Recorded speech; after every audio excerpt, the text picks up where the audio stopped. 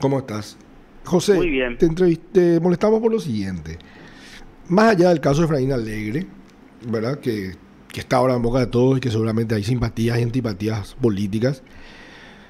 Un tema del que quienes estamos por los tribunales y quienes han sido procesados alguna vez, venimos cuestionando, que es el tema de las medidas cautelares, del abuso de las medidas cautelares, del abuso de la prisión preventiva. Yo recuerdo que las clases que hemos dado contigo nos explicabas cómo se tiene que analizar cada caso en particular, y la gente desconoce que vos vas con toda esa teoría a una audiencia, le decía al juez: mi cliente, mi defendido tiene estas características, tiene arraigo, no tiene arraigo, son estas las medidas, y te dan las mismas para todos. No analizan, las prisiones preventivas no deberían durar más de 2 años, sin embargo dura más de 2 años. Los jueces ni participan de las audiencias, los fiscales piden nomás siempre las mismas medidas. ¿Podría explicarnos qué es una medida cautelar? ¿Por qué se le privan de derechos a una persona que aún no ha sido condenada? ¿Y qué requisitos se deben cumplir para que eso ocurra? Bueno, la regla en cualquier sistema democrático y en el nuestro también es que cualquier persona que esté sometida a un proceso porque fue imputada o fue acusada esté en libertad. Esa es la regla. Y hay una razón muy simple. La Constitución dice que mientras alguien no sea condenado por un tribunal, es inocente. Si es inocente, no tiene por qué cargar con ninguna situación que limite su libertad personal o patrimonial. Ese es el punto de partida. Eso es lo primero que hay que entender. El ser procesado no significa que uno tenga que estar ni en una mazmorra, ni en una prisión, ni que sus bienes estén totalmente embargados. No significa eso. Ahora vamos a la excepción. La excepción es: hay ciertos casos que por su gravedad, por la situación de la persona que corre el riesgo de fugarse, o que por el poder que tiene puede obstruir una investigación, amenazando testigos, haciendo desaparecer documentos, que eso está relacionado siempre con la gravedad del hecho, ¿verdad? La motivación de la persona sospechada generalmente está relacionada con la gravedad del hecho. Cuanto más grave es, más riesgo hay de que existan ese tipo de situaciones. Cuando eso ocurre, el juez lo que tiene que hacer es analizar el caso, ¿verdad?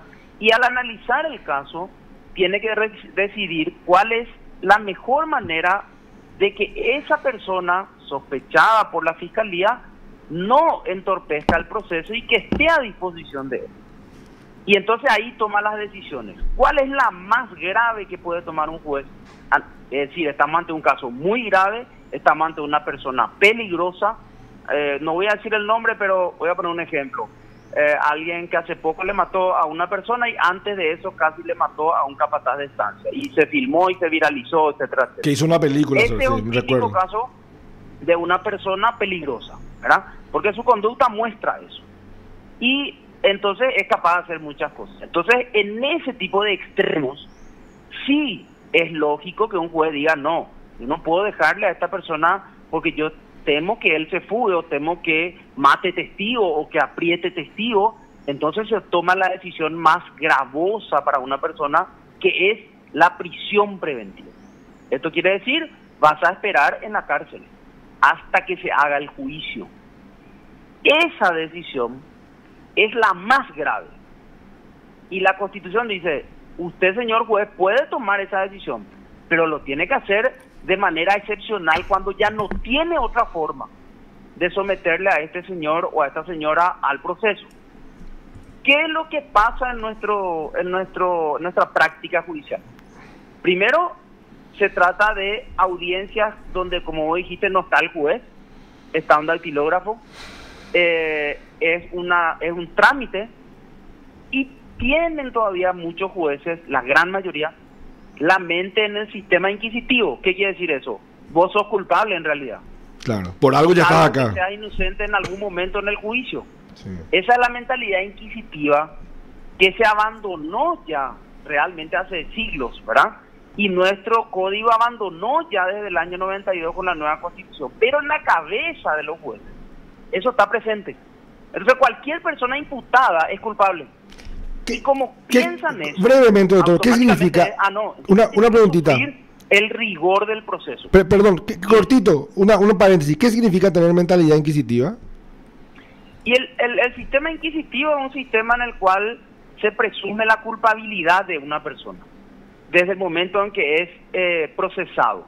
Desde ese momento se presume que es culpable, a no ser que de por ahí resulte que sea inocente. Ya, perdón por la introducción. La Constitución Nacional cambió eso. Ya. Y dijo, no señor, hay que presumir que el ciudadano es inocente porque usted, señor fiscal, tiene que probar que es culpable.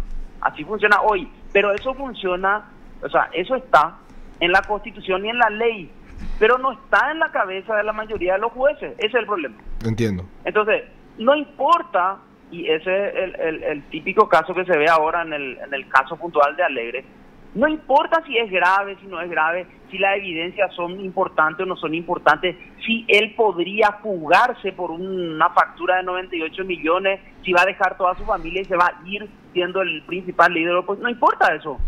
Aplicarle nomás la prisión preventiva o, y ahí vamos al ejemplo puntual, o medidas alternativas. Y acá hay que explicar algo para que se entienda, porque mucha gente no logra captar eso. No es que la medida alternativa sea un regalo del juez, para empezar. Exacto, sí. Y tampoco quiere decir que todas las personas tengan que tener medidas alternativas. Sí. Medida alternativa es cuando puede evitar la prisión, entonces le da otra posibilidad a la persona de justificar que él va a estar sometido. Pero eso implica que realmente podría darse la prisión. Claro. Solamente que puedo evitar que estés preso y entonces te doy otra opción. Pero de ninguna manera significa, y acá está la confusión, de ninguna manera significa que la medida alternativa no tiene los requisitos de la prisión. No, claro. Porque es una medida alternativa a la prisión. Lo Claro. cual quiere O sea, decir... primero se tiene que dar los mismos requisitos. Que es un hecho grave, que él se puede fugar.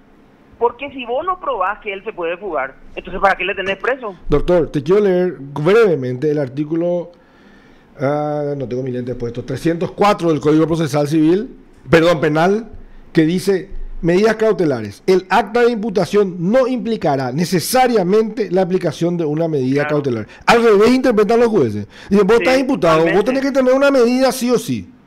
Y ese es el error. Es al revés, pero lo dice la ley y lo dice... Yo digo un poco en broma, tan claro que hasta un juez lo puede entender, ¿verdad? Es más, pero es por lo que yo te digo, es porque siguen pensando con la teoría inquisitiva de antes. Entiendo, ¿verdad? Pero no leen ellos este artículo. No, claro que leen, no quieren aplicar. No quieren aplicar porque ellos tienen, entre comillas, supuestamente, el temor de que se les escape el preso. Claro, ese es el tema. La mentalidad que Entonces, yo no quiero ser responsable, mejor nomás... Todo adentro, yo estoy tranquilo, yo no... Exactamente, una sensación falsa, ¿verdad? ¿Por qué digo que es falsa?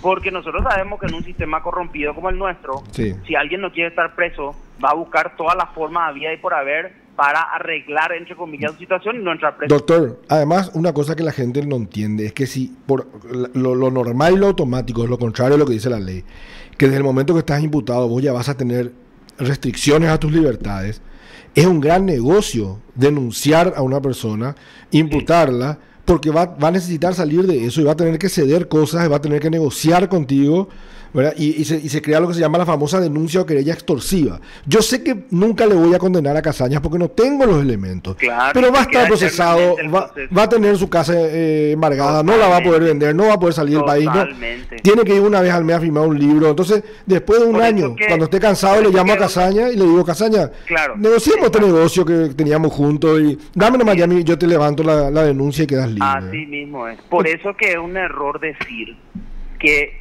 simplificar la cuestión y decir, si la jueza le ordenó y no cumplió, se tiene que ir adentro. Eso no es así. No, además, no es así, porque para que se vaya adentro, como dice la gente, y le gusta a mucha gente decir, ¿verdad? Tiene que darse los presupuestos para que él esté privado de su libertad.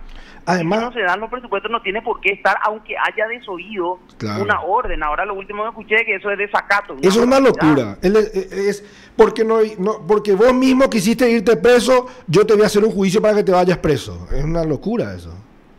Pero no puede ser un delito, porque en un proceso penal, sé que es un poco aburrido esto que voy a decir, pero en un proceso penal, el no hacer caso a lo que indica un juez implica sanciones procesales. O sea, el juez tiene la manera de corregir eso. Ya está Señor, tasado usted se eso. está comportando de mala fe. Usted no está actuando correctamente. Yo le voy a sancionar, pero eso está cuando es dentro de un proceso. Eso no puede generar otro delito.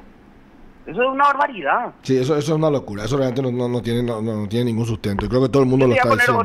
Te voy a poner dos ejemplos que yo los conocí personalmente de casos en los cuales los jueces actuaron correctamente sobre el tema de medidas.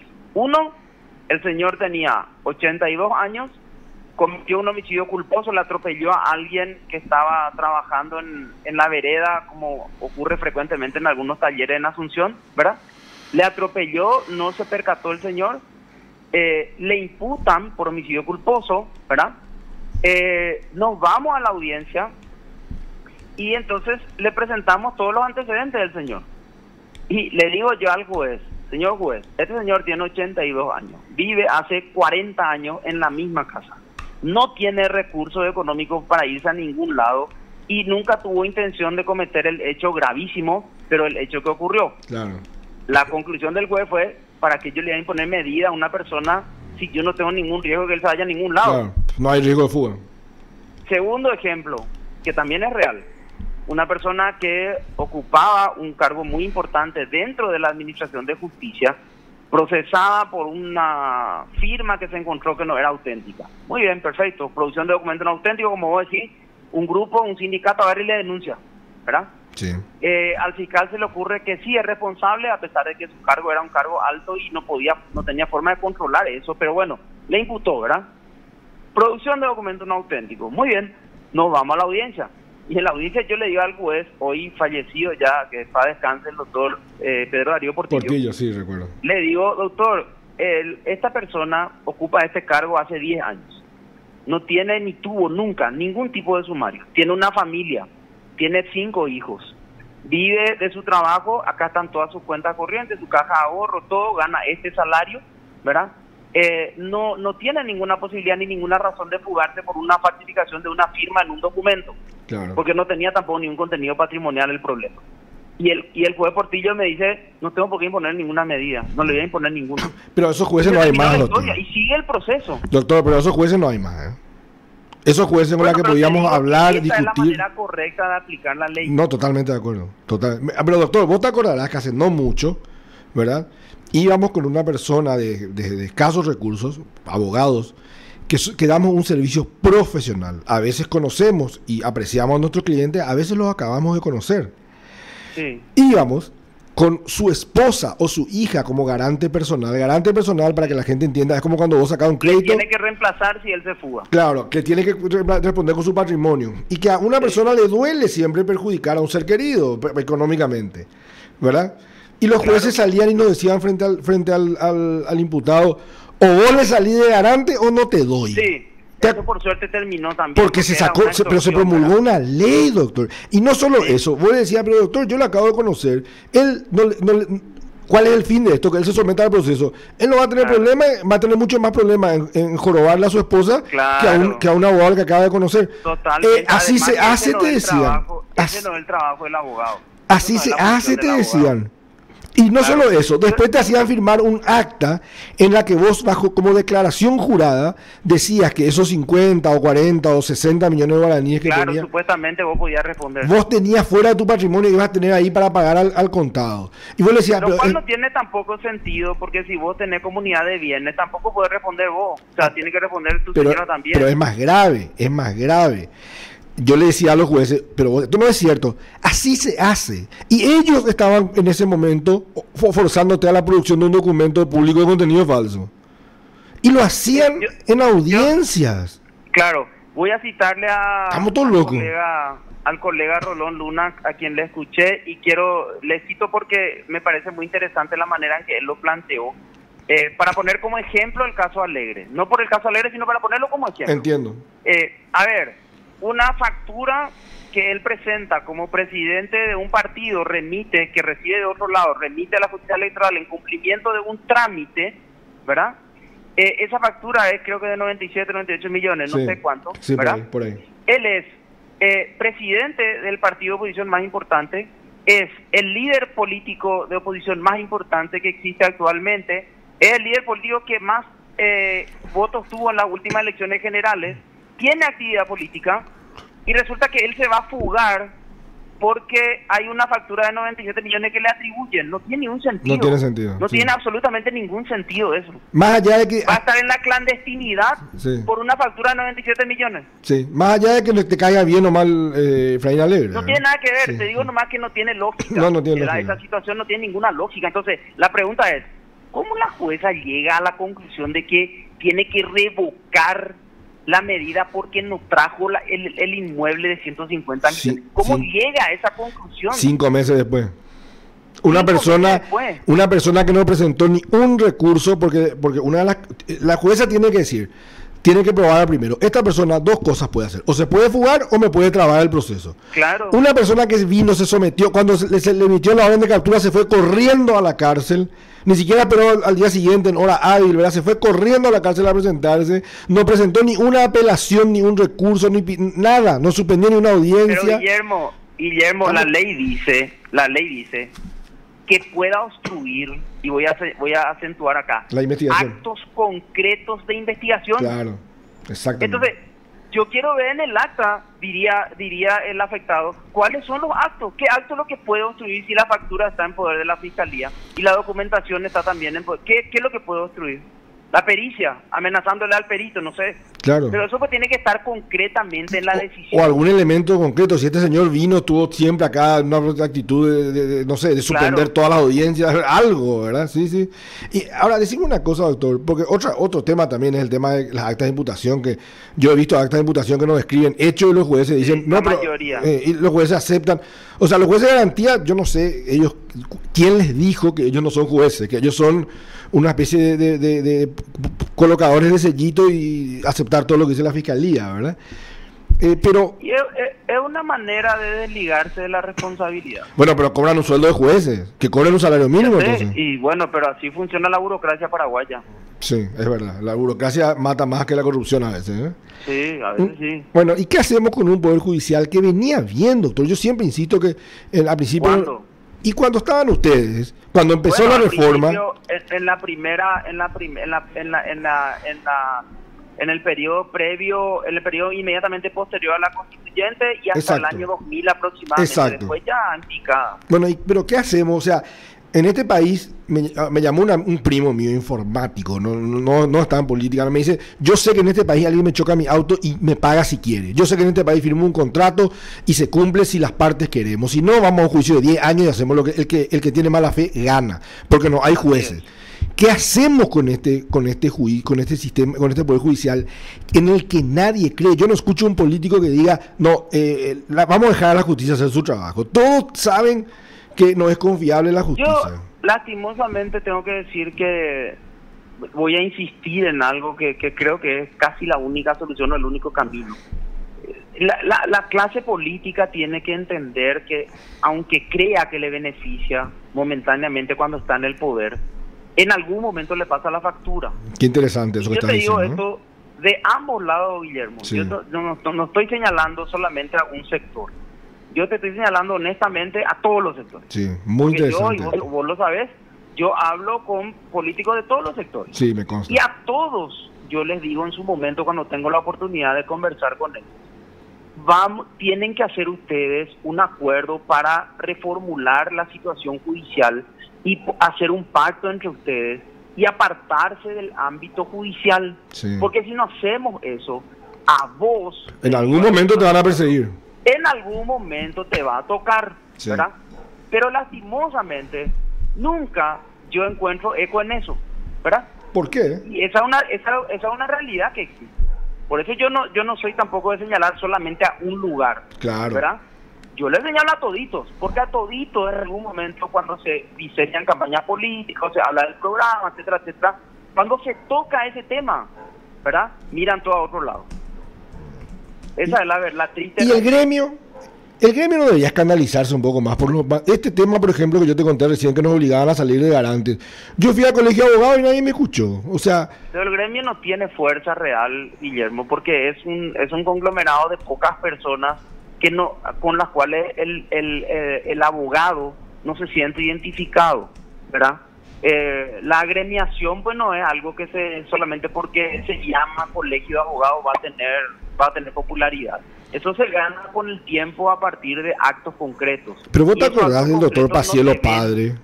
Yo lo único que veo, ¿verdad? Y creo que es valioso también, pero no se logra popularidad con eso, es el tema de congresos, seminarios, ¿verdad? Comunicados. Pero con eso no es hay una suficiente. posición firme ante la Corte, ante la Fiscalía, ante el Poder Judicial, ante el Poder Legislativo. Si eso no existe, no se puede ganar adherencia. Eso es lo que yo creo, ¿verdad? ¿Pero por qué no hay eso? ¿No les interesa? ¿No tienen fuerza? ¿Están amenazados? No sé. Yo, en muchas ocasiones es comodidad, ¿verdad? Es comodidad. Es comodidad o sea, el gremio tiene responsabilidad en esto. Por tener la expectativa siempre de tener, no digo beneficios. No chocar con nadie y hablando nomás solucionar los problemas. Pero también nos pasa lo que los políticos. Al final, en algún momento, esto se utiliza en contra de todos, ¿verdad? Porque también esta burocracia corrupta que tenemos en el Poder Judicial ya es como un monstruo que se alimenta a sí mismo, ¿verdad? Ya llega un punto que ya no obedece a nadie. No le agradan también. ¿Cómo? Expulsa los cuerpos que no le agradan, digo. Sí, terrible, es terrible.